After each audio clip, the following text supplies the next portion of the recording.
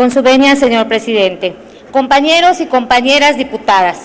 hemos sido testigos en los últimos días de cosas inéditas que jamás el pueblo mexicano pensó ver en muchos años. El desmelenamiento de una historia, la auténtica convicción de que el pasado era malo y que había que deshacerse de él para dar un paso a un futuro modernizador. Y para lograrlo, no dudaron en aprobar leyes redactadas en los escritorios de grandes corporaciones, donde sus testaferros, sin importar la opinión de los mexicanos, violan la economía, de las grandes corporaciones donde sus testaferros, sin importar la opinión de los mexicanos, el respeto a la Constitución, elaborando una reforma que no nos fortaleció como país, sino sirvió para alimentar a un mercado global hambriento donde no existen personas, sino números, ganancias y utilidades.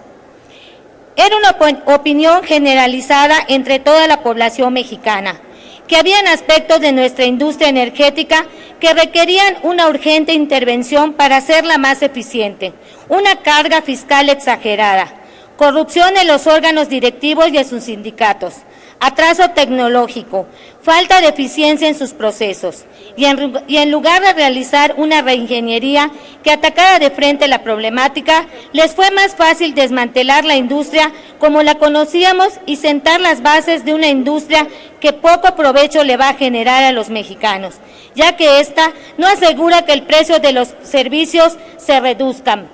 sino que además se le otorgan toda una serie de incentivos que dañan a nuestro país. Es tan grande la ambición que no nos importó acabar con la inviolabilidad de la propiedad privada, con el respeto a la propiedad social por la cual se derramaron ríos de sangre durante la Revolución Mexicana. Crearon regímenes fiscales de excepción con grandes beneficios para las corporaciones petroleras, sino que además quieren vulnerar los derechos laborales de los mexicanos.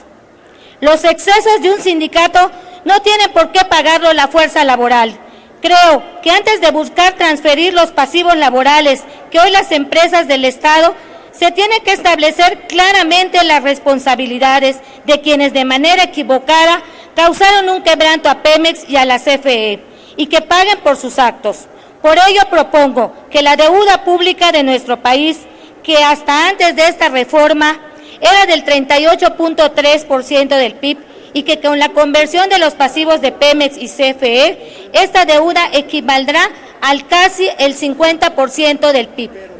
Los recursos remanentes del Fondo Mexicano del Petróleo se destinen al pago de la deuda pública, para que no nos afecte la economía y sea una carga que tengan que solventarse con las contribuciones de los mexicanos.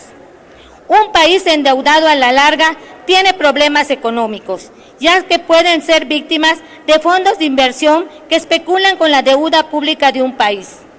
Tengamos en cuenta que nuestro país no va a tener petróleo de manera ilimitada y que además el precio del crudo fluctúa y no siempre se encuentra dentro de lo proyectado.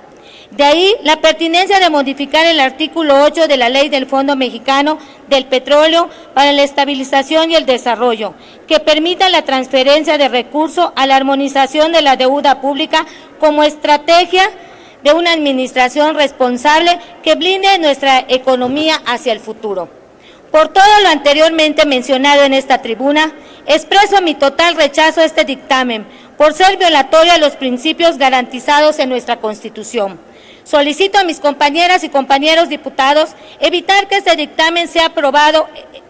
y cumpliendo con esa obligación que nos mandata a representar los intereses legítimos del pueblo mexicano. Es cuanto, señor presidente. Gracias, diputada.